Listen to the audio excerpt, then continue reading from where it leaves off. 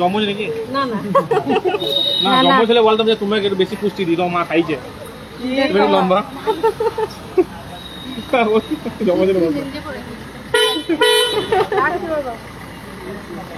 লাইভটা কি শেয়ার হয়েছে আমি বুঝতেও পারছি না। হ্যাঁ এবার হয়েছে।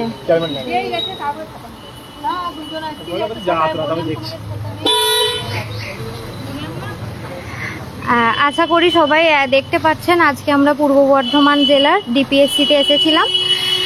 তো আমরা সেখানেই আছি। পূর্ব বর্ধমান জেলার 2022 স্টেট পাস ক্যান্ডিডেটরা সবাই আমরা এসেছি। অতিরিক্ত বৃষ্টি মাথায় করে এসেছি। এখনও পর্যন্ত দিদি এখনও ছাতা ধরে আছে, প্রচণ্ড বৃষ্টি হচ্ছে। তো আমরা প্রথমে এলাম, আসার পরে এখনও পর্যন্ত চেয়ারম্যান সাহেবের দেখা নেই। চেয়ারম্যান সাহেব উনি আসেননি এবং ওনার ভিজিটিং আওয়ার্স হচ্ছে 3টে থেকে 4টে পর্যন্ত। কিন্তু আমাদের দুর্ভাগ্য উনি আজ আসবেন না, উনি সম্ভবত পুজোর পরে আসবেন। আমরা বারবার কথা বলতে চাইলাম এবং আমাদের সঙ্গে কথা বলা হলো না।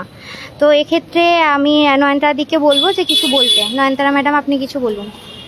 দেখুন, আমরা আজকে ডিপিএসসিতে এসেছি, এখানে ডেপুটেশন দেওয়ার জন্যই এসেছি, কথা বলার জন্য। আজকে চেয়ারম্যান মানে স্যার নেই, তো উনি আমাদেরকে আবারও ডেট দিয়ে দিলেন সোমবার। তো সেক্ষেত্রে দেখুন, আমরা বারবার করে একবার ডিপিএসসি একবার কলকাতা, আমরা কি শুধু এই করে যাব? আবার ওদিকে ওবিসির সমস্যা হয়ে গেছে, সবাই ওইদিকে সার্টিফিকেট রিভ্যালিডেশন নিয়ে ব্যস্ত। তো দেখুন, যারা ঘরে বসে আছেন, আগামী 24শে যে সেপ্টেম্বর ডাক দেওয়া হয়েছে আমাদের ইন্টারভিউ নোটিফিকেশনের দাবিতে 50,000 শূন্য পদের জন্য কলকাতায়।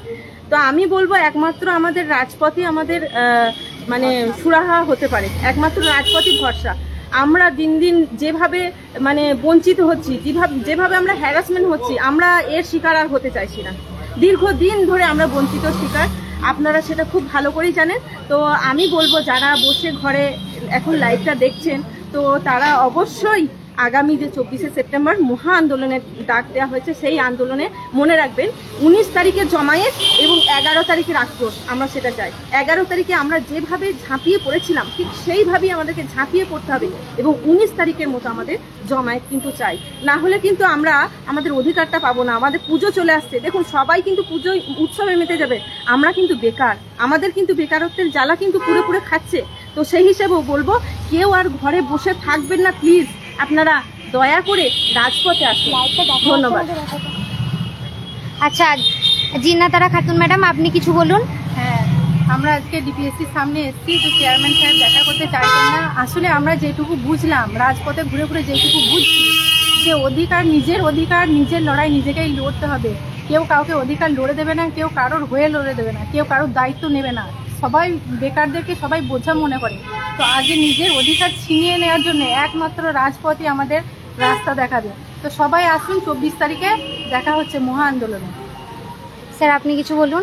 আমরা আজ ডিপিএসসি এসেছিলাম, চেয়ারম্যান সাহেব নেই, ওনাকে ফোন করা হলো, উনি বললো যে আজকে আমি আসবো না, তোমরা পরে একদিন এসো ডেট করে, আমাকে ফোন করে একদিন এসো। তো আসল যেটা কথা হলো, আর সেই সঙ্গে আমাদের আজ এসএসসির যে সমস্ত আমাদের যারা কি প্রাইমারি স্কুলে যারা ফিরছে, তাদের আজকে ভ্যারিফিকেশনও ছিল। কিন্তু আসার কথা একটাই, খুশির কথা, যে তাদের মধ্যে 178 জন আমাদের পূর্ব বর্ধমান জেলায় আর কি আমাদের প্রাইমারি স্কুলে ফিরতেছে আর কি, ভ্যারিফিকেশন করতে এসেছিলো। কিন্তু তাদেরকে সবার সঙ্গে মোটামুটি আমরা কথা বলেছি, বিশেষ করে আমি পার্সোনালি সবার সঙ্গে কথা বললাম। বেশিরভাগ জনই কেউ আর কি তারা প্রাইমারি স্কুলে ফিরতে চায় না, এটা একটা আমাদের খুশির কথা, আমাদের আসার কথা। হ্যাঁ, এবার সবাইকে একটা কথাই বলবো, বাড়িতে কেউ বসে থাকবে না। আমাদের যে সামনের যে আন্দোলন 24 তারিখে, নিজে এলেও হবে না, সঙ্গে 10 জন বন্ধু বান্ধব যাদের পরিচিত আছে সবাইকে নিয়ে এসো, রাজপথে আমাদের পথ দেখাবে। আমাদের এই সরকার আমাদের পথ রাস্তায় রাজপথে আন্দোলন না করে সুস্থভাবে কোনো কিছু গভর্নমেন্ট আমাদেরকে দেবে না। তাই সবাইকে বলবো 24 তারিখে আন্দোলনে এসো, একজোট হয়ে এসো এবং আরও বেশি করে ঝাঁপিয়ে পড়ো, তবেই আমাদের ইন্টারভিউ নোটিশ পাবো। আচ্ছা ম্যাডাম আপনি কিছু বলুন।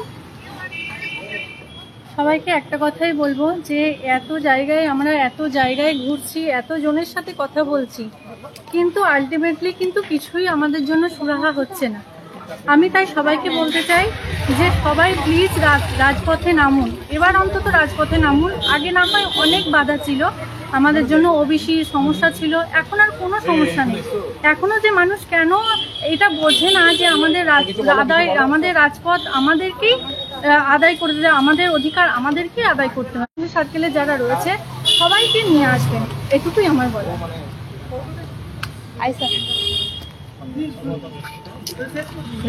না না স্যার, আপনি কিছু বলুন।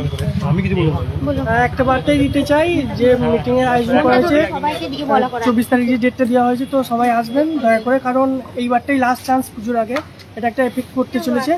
তো আপনারা অবশ্যই আসুন, বাড়ি থেকেও বসে থাকবেন না। আমি একটা স্কুলে পড়ি, তো স্কুল পড়ে এখানে এসেছিলাম, আর মিটিংগুলো এইভাবেই যাই, তো এইভাবেই সবাইকেই যেতে হবে, এগিয়ে আসতে হবে। আগের দিন একটা প্রচুর এফেক্ট করেছিল, আপনারা দেখেছেন শিক্ষামন্ত্রী বলেছিলাম যে 2 দিনের মধ্যে নোটিশ আসছে। তো সেই হিসেবে একবার আমি সবাইকে জোরহাত করে রিকোয়েস্ট করছি, বাড়িতে কেউ বসে থাকবেন না, দয়া করে সবাই নামুন, সবারই ভালো হবে, এইটুকুই বলবো, আর বিশেষ কিছু বলবো না।